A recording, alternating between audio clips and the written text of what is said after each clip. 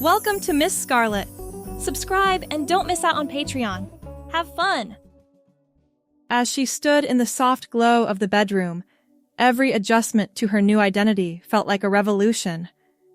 The blue dress, a recent acquisition, whispered secrets against the floor with each brush, as if revealing the depth of her transformation.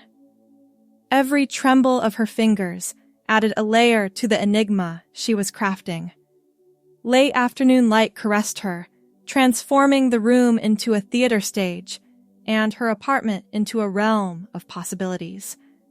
The figure in the mirror, once a distant vision, now seemed less like a fantasy and more like a long-lost twin.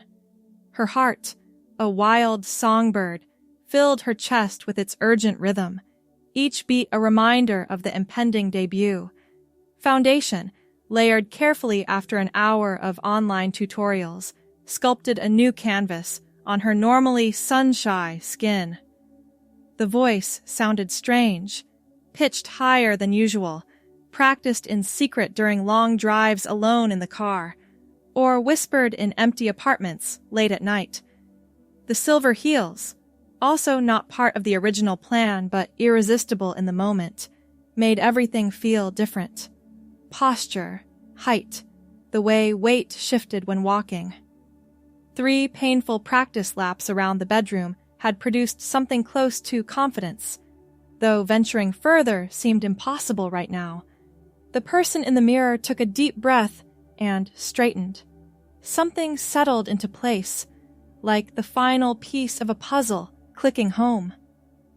"Hello, Madeline." The lips in the mirror formed the words, testing them. They felt right. They felt true. 32 years of living as Madden Coleman, mechanical engineer, occasional basketball player, reliably unremarkable son and colleague, had never felt like this. Never felt complete. The phone lay on the bed, screen dark and waiting.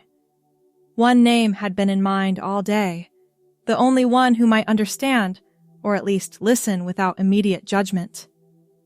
With trembling fingers that struggled with the screen's sensitivity, thanks to the freshly painted navy blue nails, Madeline picked up the phone and pressed the contact.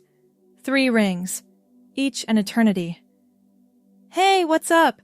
You still on for Thursday night?"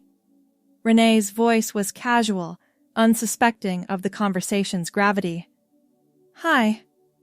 The practiced higher pitch felt strange when speaking to someone else for the first time. A pause, then determination. "I need to tell you something important. Something I've never told anyone." The silence on the other end stretched for 2 seconds. 3. "Are you okay? You sound different." Deep breath. "I'm better than I've been in a long time, actually. But yes, different. Can you come over? I'd rather not do this on the phone." Another pause. "Give me 20 minutes. The next 19 minutes were possibly the longest of Madeline's life. She paced the apartment, alternating between certainty and terror. The shoes came off. Courage had its limits, and blisters weren't part of tonight's plan. A lightweight blue cardigan was added over the dress. The spring evening had turned cool with approaching dusk. The knock, when it finally came, nearly stopped her heart. Opening the door would make this real. There would be no going back, no laughing it off as a joke or experiment. Once Renee saw, once someone else witnessed Madeline in the flesh, something fundamental would change. The knock came again, more insistent. With one final deep breath, Madeline opened the door. Renee's expression cycled through confusion, shock, and something unreadable in the space of 3 seconds. She wore her usual after-work outfit, black jeans, white sneakers, and an oversized gray sweatshirt. Her blonde hair was pulled back in its perpetual ponytail. "Can I come in?" she finally asked, voice carefully neutral. Madeline stepped back, letting the door swing wider. The apartment suddenly seemed too small, too bright, too revealing. Renee entered, set her purse on the counter, and turned to face Madeline. Her eyes moved from the auburn wig to the makeup to the blue dress and back to Madeline's face. "So," she said simply. "So," Madeline echoed, then found her voice. This is me. The real me. My name is Madeline." Renee nodded slowly, processing. "How long have you known?" "Forever, and also just recently. I've been trying on my mother's clothes since I was a teenager, but I told myself it was just curiosity, or a phase, or—" Madeline gestured helplessly. "I've been lying to myself for decades." "And today?" "Today, I stopped lying." Madeline moved to the small living room sofa and sat down, careful of the dress. "I bought everything this afternoon. When I put it all on and looked in the mirror, it wasn't like seeing a costume or a disguise. It was like finally seeing myself clearly." Renee took the chair opposite, leaning forward with elbows on knees. "That's why you've been canceling plans lately? Why you've seemed so distant?" "I've been trying to work through this. Reading, researching, trying to understand. Terrified, mostly." "And now?" "Still terrified." A small laugh escaped. "But also relieved, like I've been holding my breath underwater for years and finally came up for air." Renee was quiet for a long moment, studying her friend's face. Then she asked, "Are those shoes from Nordstrom?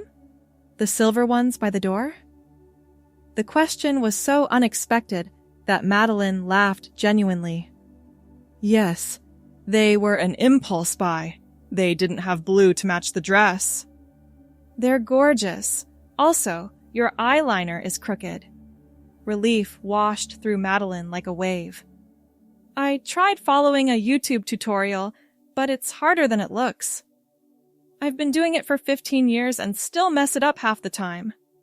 Renee stood and moved to sit beside her on the sofa. "Do you want help fixing it?" The tears came then. Impossible to hold back any longer. Mascara definitely ruined now. "Yes. Please." "First lesson of being a woman. Waterproof mascara is your best friend." Renee pulled a tissue from her purse and gently dabbed at the black streaks. "I have questions. Lots of them. But they can wait if you're not ready." "Ask me anything. Please. I'm tired of secrets." Renee nodded, still cleaning up the makeup. "Does anyone else know?" "You're the first. I wanted you to know before anyone else." "Why me?" Madeline looked down at her hands, at the navy polish that had taken an hour to apply properly. "Because you've always seen me, the real me, even when I was hiding. You never tried to push me into being someone I wasn't." "Okay." Renee set the tissue aside. "Second question. What happens now?" "I don't know exactly. I know I can't go back to pretending. I can't keep living as Madden. It's killing me slowly." Madeline looked up. "I've been researching transition options. Medical, legal, social. It's overwhelming." "One step at a time," Renee said firmly. "Tonight, we fix your makeup. Tomorrow, we figure out the next step. And the next one after that." "What if people don't accept me? My parents, my coworkers?" "Some won't," Renee said bluntly. "That's the reality, but anyone who truly loves you will try. and you'll find new people who love you exactly as you are." They talked for hours. Renee asked questions, some delicate, some practical, all honest. Madeline answered as best she could, sometimes certain, sometimes still figuring things out herself. Somewhere around midnight, they ordered pizza, and Madeline experienced the surreal moment of answering the door to the delivery person who addressed her as ma'am without a second glance. "He didn't even blink," Madeline said, returning with the pizza box. "The wig helps, and honestly, with good makeup and clothes, most people don't look twice." Renee opened the box. "You're lucky. You've got a good bone structure for this. Not too tall, smaller features." "I've always been self-conscious about my height." "Well, now it's an advantage, though you'll miss the top shelves at supermarkets." They laughed, and for a moment, it felt like any other night they'd spent hanging out over the past decade of friendship. Then Renee grew serious. "I want you to know something. This doesn't change how I feel about you. You're still my best friend. The packaging might be different, but the person inside is the one I've always cared about." Madeline nodded, throat tight. "Thank you. And I'm going to help you through this. Whatever you need."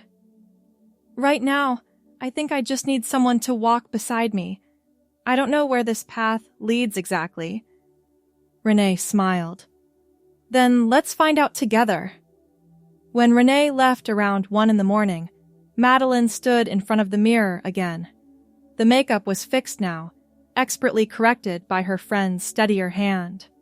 The person looking back still seemed miraculous, a revelation of truth rather than a costume or disguise. "Madeline," she whispered to her reflection. Not a question this time, a confirmation. The next morning brought reality in harsh, fluorescent light. Madeline woke early, disoriented to find herself still in the blue dress, makeup smudged from falling asleep without removing it. The auburn wig sat on its stand beside the bed, where she'd carefully placed it before sleep claimed her. Work started at 8. Madden Coleman was expected at his desk, in his usual button-down shirt and slacks, responsible for the team meeting at 10. With trembling hands, Madeline opened the closet door and stared at the row of masculine clothes. Each item felt like a betrayal now, a perpetuation of the lie. Her phone buzzed with a text from Renee. "How are you feeling this morning?" "Terrified of going back," she typed. The reply came quickly. "One day at a time. Remember who you really are, even if others can't see it yet."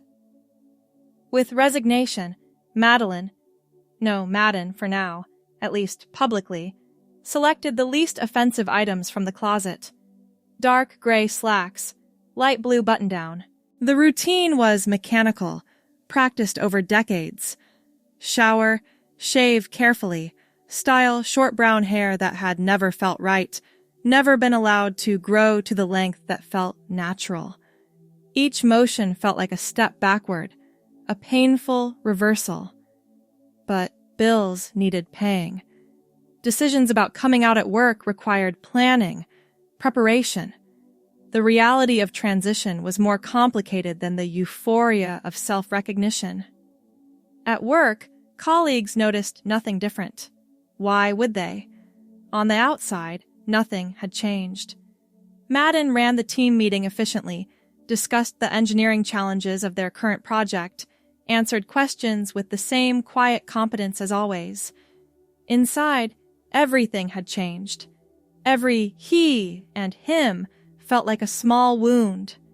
Every moment in these clothes felt like an act, a performance becoming increasingly difficult to maintain.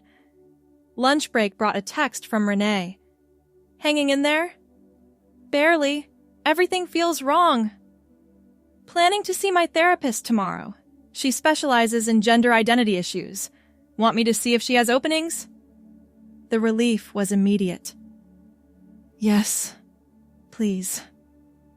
The rest of the workday passed in a fog of dissociation. Madeline, she reminded herself firmly, went through the motions while her mind spun with plans, fears, hopes.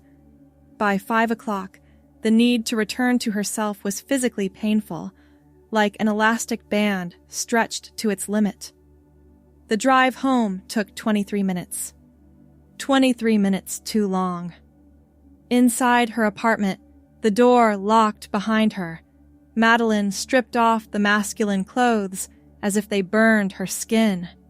The shower washed away the day's pretense, along with the last traces of yesterday's makeup. Then, with more confidence than the previous day, she reapplied foundation, blush, eyeliner, still crooked but improving, and lipstick.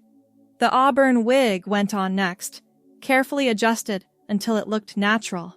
A different dress today, a simple black one with 3/4 sleeves that she'd ordered online months ago and hidden in the back of the closet, tags still attached. The transformation complete, Madeline collapsed onto the sofa, exhaustion and relief mingling in equal measure. Her phone buzzed. "Therapist has an opening Thursday at 4.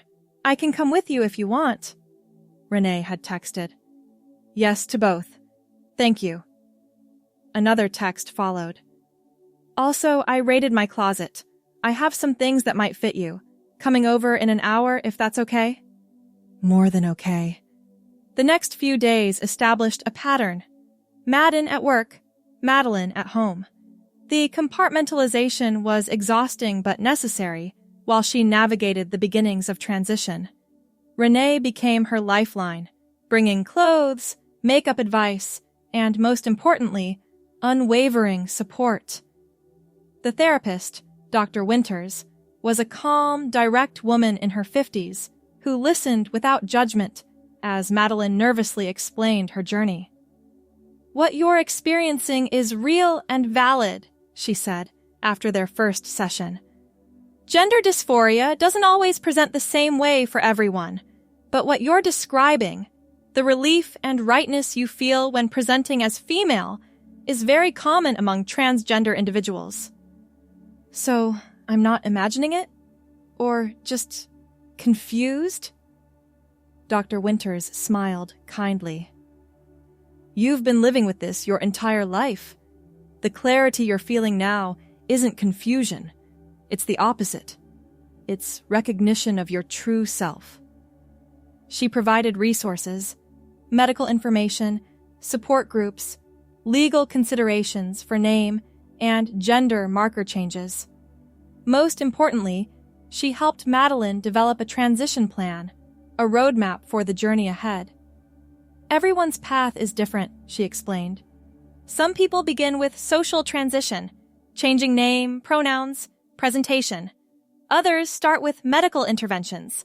There's no single right way to do this." "I want it all," Madeline admitted. "I want to live authentically in every aspect of my life." "Then we'll work toward that goal. Patience will be important. This is a marathon, not a sprint."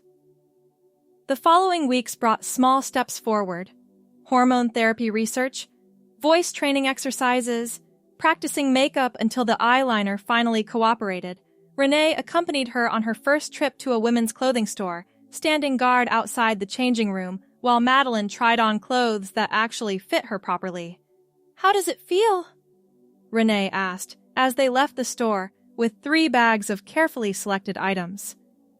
"Like freedom," Madeline answered simply. At work, the strain of presenting as Madden grew more difficult each day. Colleagues began to notice the changes, the growing out of hair, the manicured nails that Madeline couldn't bear to remove each morning, the subtle shifts in speech patterns from voice training.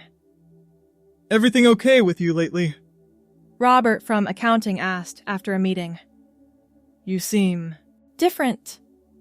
"Just some personal changes," was the vague reply. But the time for vagueness was running short. After a month of living this double life, Madeline scheduled a meeting with her manager, Sandra. The woman was fair and professional, if not particularly warm. "I need to discuss something important with you," Madeline said, still presenting as Madden at work, though the facade was wearing increasingly thin. Her hair had grown out enough to style in a way that could read as either very modern for a man or quite short for a woman, an intentional middle ground. Sandra motioned to the chair across from her desk. "What's on your mind?" The practiced speech suddenly evaporated. After a deep breath, Madeline simply said, "I'm transgender. I'm beginning my transition, and I wanted to discuss how we handle this professionally." Sandra's expression remained neutral, though her eyebrows raised slightly. "I see. Thank you for telling me. I've been living as a woman in my personal life for several weeks now. My name is Madeline." Sandra nodded slowly. "We don't have a specific policy for this situation, but we do have anti-discrimination policies that would apply. HR should be involved in the conversation.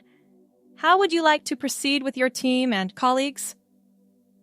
I'd like to begin presenting as myself at work, as Madeline. I understand this will take adjustment for everyone. Let me speak with HR today. We can schedule a meeting with them tomorrow to discuss the practical aspects, email changes, name badges, and how to communicate this to your team. The lack of personal judgment, the immediate shift to practical considerations, was an unexpected relief. Madeline had prepared for resistance, for awkward questions, for discomfort. "Thank you for being professional about this," she said finally. Sandra's expression softened slightly. "You're a valuable employee. Your gender doesn't change that." She paused. "I can't promise everyone will react well, but from a company perspective, we'll do our best to make this transition smooth." The HR meeting the next day was equally straightforward. Policies were reviewed, a communication plan developed. Madeline would send an email to her immediate team, followed by an in-person meeting. HR would handle the technical aspects, email address changes, system updates, notifying other departments as needed. Writing the email took hours. Every word was weighed, considered, rewritten. "Dear team," the final version began. "I am writing to share an important personal update. I am transgender, and I have begun the process of transition. Going forward, I will be presenting as female at work and in all aspects of my life. My name is Madeline Coleman, and I use she/her pronouns. I understand this news may be surprising. I'm happy to answer appropriate questions, but I also ask for your respect and patience during this time. My work responsibilities and commitment to our projects remain unchanged. HR is aware and supportive of my transition. If you have any concerns or questions about workplace policies related to this change, please direct them to the HR department. Thank you for your understanding. I look forward to continuing our work together as my authentic self." The send button had never looked so intimidating. With Renee on speakerphone for moral support, Madeline finally clicked it. "It's done," she whispered. "I'm proud of you," Renee replied. "No matter what happens next." The responses began trickling in within minutes. Most were brief, but supportive. "Thank you for sharing this with us. Looking forward to meeting the real you." "This explains a lot. Your hair has been looking fabulous lately. See you tomorrow." "Thank you for trusting us with this. Let me know if you need anything." 2 team members didn't respond at all. Madeline tried not to read too much into the silence. That night, she laid out her outfit with trembling hands. A conservative navy blue dress with a white cardigan. Professional, understated. The auburn wig had been replaced with her own hair, now growing out and styled in a feminine pixie cut. The silver heels were swapped for more practical navy flats. Navigating the office required comfort. Morning brought a storm of butterflies in her stomach. This would be the first time she presented as Madeleine professionally, the first time many colleagues would see her authentic self. Renee called just as she was finishing her makeup. "Just checking in. How are you feeling?" "Like I might throw up." "That's normal. Remember, you've got this. You're just being yourself." "What if they stare or laugh or—" "Some might stare. It's human nature when confronted with change. Anyone who laughs is showing their own ignorance, not anything about you." Renee's voice was firm. "And remember, HR has your back. Sandra has your back. I have your back." Okay. Text me updates throughout the day." I want to hear everything. The drive to work was a blur. Parking, walking to the building entrance, scanning her badge, still with Madden's name and photo, an update request already submitted. Each step felt momentous.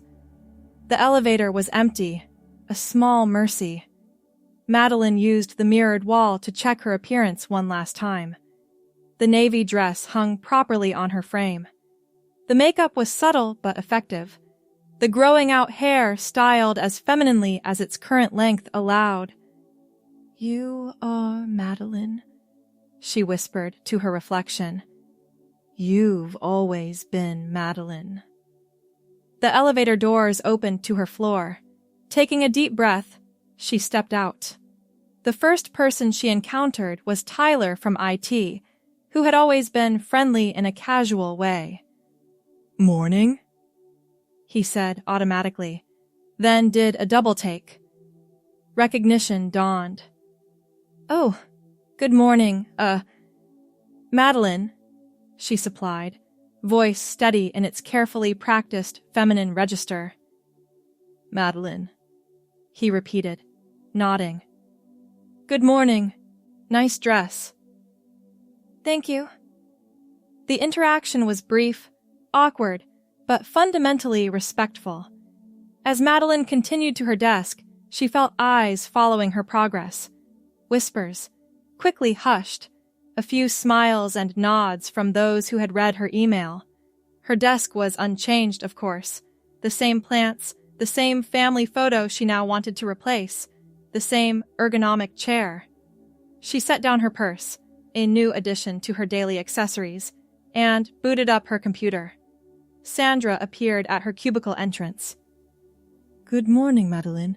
How are you feeling today?"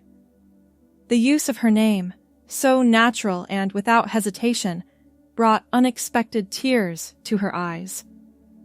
"A bit nervous, but good. Thank you." "Your team meeting is at 10. Would you like me to attend?" "I would appreciate that." Sandra nodded. "You look very professional, by the way. That's a good color on you." The team meeting was the true test. 8 people seated around the conference table, all aware of her email, but seeing Madeleine in person for the first time. She had led these meetings weekly for years. The content was familiar, only the presenter had changed, or rather, revealed her true self. "Good morning, everyone," she began, voice steady despite her racing heart. "Thank you for your responses to my email yesterday.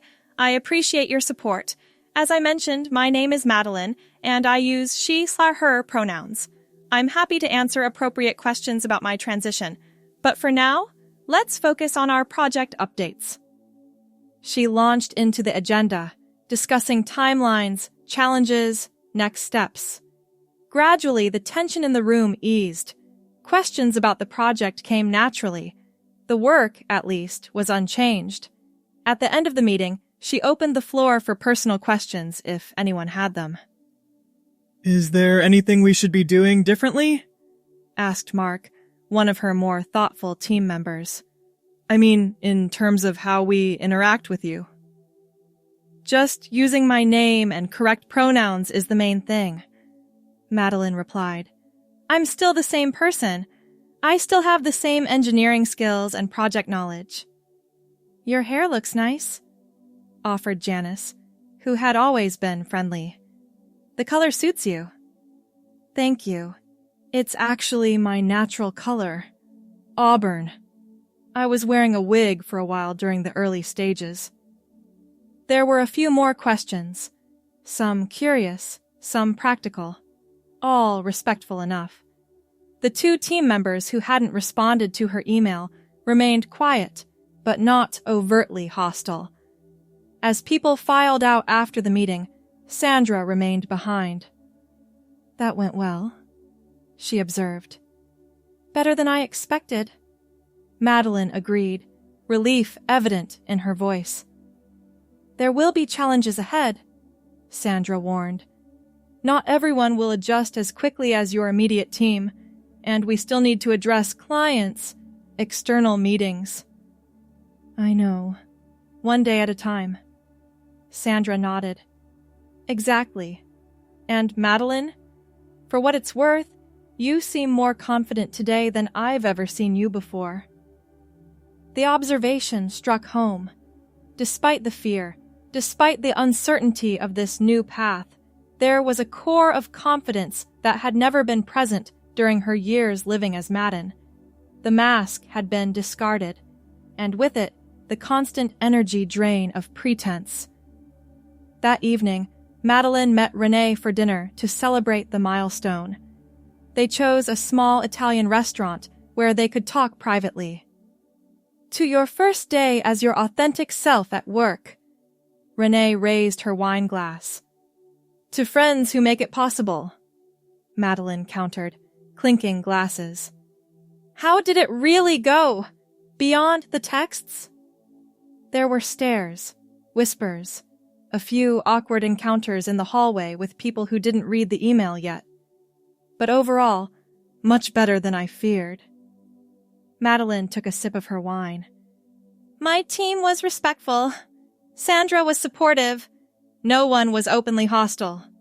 That's huge. It is. But it's also just the beginning. I still need to tell my parents. Deal with legal name changes. Figure out medical transition options. One step at a time, remember? Renee reached across the table to squeeze her hand. Today was a massive step. Be proud of that. Madeline nodded, emotion welling up unexpectedly. I keep thinking about that first night. Standing in front of the mirror in that blue dress, seeing myself clearly for the first time. How terrified I was to call you. I'm glad you did. Me too. Madeline wiped away a tear before it could ruin her mascara. I couldn't have done any of this without you. Yes, you could have. It might have taken longer, been harder, but you would have found your way eventually. This is who you are. The truth of those words settled deep. This was who she had always been, beneath the masks and pretenses. Madeline Coleman, not a new identity, but the revelation of one long hidden. The journey ahead would have challenges. Not everyone would be as accepting as Renee or as professionally supportive as Sandra. There would be paperwork battles, medical decisions, difficult conversations with family members. But for the first time, Madeline was walking the path as herself.